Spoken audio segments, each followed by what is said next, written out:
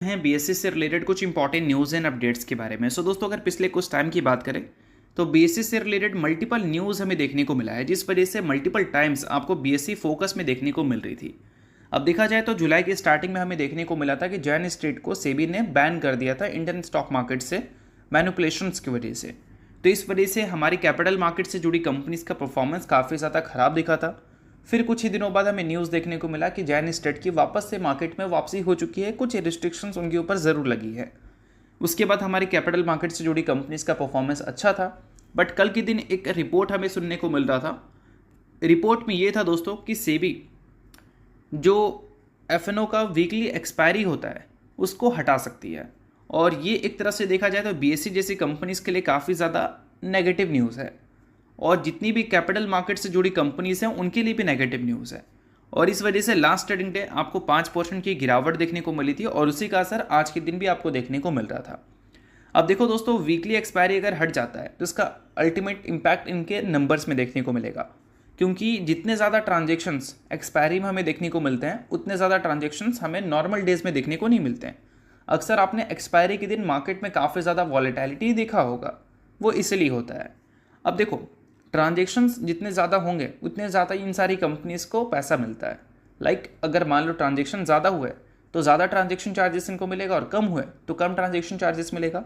और weekly expiry अगर मान लो हट जाता है तो उस केस में क्या है कि एक वीक में जो मैसिव ट्रांजेक्शन कंपनी को मिलता था वो नहीं मिलेगा, जिससे अल्टीमेट कंपनी का जो नंबर है उसमें इम्पैक्ट हमें देखने को मिलेगी, और कंपनी के जो आने वाले क्वार्टरली रिजल्ट है वो हमें ख़राब देखने को मिलेगी। बट ये चीज़ें क्या ऑफिशियल हो चुकी है? तो नहीं भाई, ऑफिशियल नहीं हुई है, अभी सभी चीज़ें रिपोर्ट के ज़रिए सुनने को मिल रहा है। इसमें सेबी और हमारी मिनिस्ट्री ऑफ फाइनेंस दोनों का इन्वॉल्वमेंट है। बातें यहाँ पर ये भी सुनने को मिल रहा है कि जो हमें अभी के टाइम पे चीज़ें स्टॉक मार्केट में देखने को मिल रही हैं वो चीज़ें कहीं ना कहीं देश की जो इकोनॉमी है उसमें तो कुछ फ़ायदा नहीं दे रहा है, बट सट्टेबाजी को बढ़ाने का काम कर रहा है। हमारी मिनिस्ट्री ऑफ फाइनेंस ने यही चीज़ बताया कि देखा जाए फिलहाल जो एफएनओ में चीज़ें दिख रही है उससे सिर्फ स्पेकुलेशन इंक्रीज हो रही है, ना कि देश के इकोनॉमी में इसका कोई कंट्रीब्यूशन है।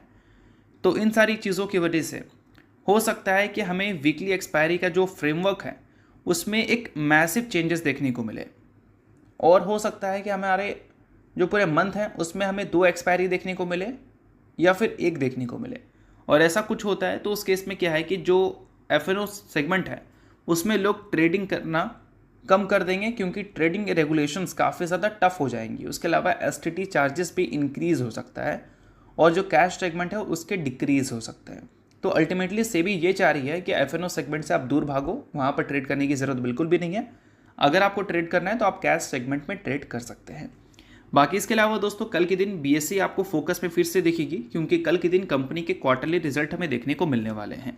लास्ट क्वार्टर में कंपनी ने रेवेन्यू तो काफ़ी अच्छा रिपोर्ट किया था। अगर पहले के मुकाबले देखें तो रेवेन्यू ग्रोथ कम थी, 70% का ग्रोथ कंपनी ने दिखाया था, और प्रॉफिट में भी ग्रोथ रेट अच्छा था अगर ईयर ऑन ईयर बेसिस पे देखें या फिर क्यू एन क्यू बेसिस पे देखें। ईयर ऑन ईयर बेसिस पे तो बोल सकते हैं 300-400% की ग्रोथ थी, और क्यू एन क्यू बेसिस पे भी 100% से ज़्यादा की ग्रोथ हमें देखने को मिली थी। और इस बार मार्केट जो इस कंपनी के रेवेन्यू से उम्मीद लगाकर चल रही है वो 965 करोड़ है, जिसको अगर क्यू एन क्यू बेसिस पे कंपैरिजन करें तो यहाँ पर भी ग्रोथ की उम्मीद है, और ईयर ऑन ईयर बेसिस पे भी कंपैरिजन करें तो यहाँ पर भी ग्रोथ की उम्मीद है।